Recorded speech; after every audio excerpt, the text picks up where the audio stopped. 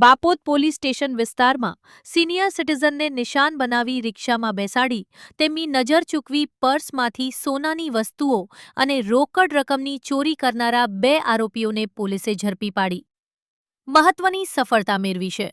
પોલીસે આરોપીઓ પાસેથી ચોરીમાં ગયેલો તમામ મુદ્દામાલ તેમજ ગુનામાં વપરાયેલી ઓટો રિક્ષા પણ કબજે કરી છે.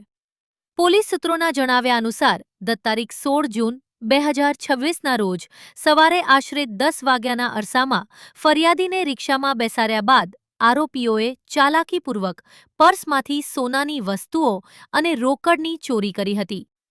બનાવ અંગે ફરિયાદ નોંધાતા બાપોદ પોલીસે સીસીટીવી ફૂટેજ, હ્યુમન ઇન્ટેલિજન્સ અને ટેકનિકલ સર્વેલન્સના આધારે તપાસનો ધમધમાટ શરૂ કર્યો હતો.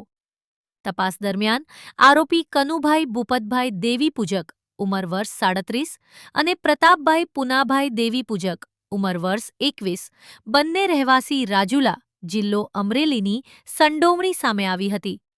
પોલીસે બંને આરોપીઓને ઝડપી પાડી પૂછપરછ હાથ ધરી હતી. આરોપીઓની ધરપકડ બાદ પોલીસે ચોરીમાં ગયેલો તમામ મુદ્દામાલ સફળતાપૂર્વક રિકવર કર્યો હતો.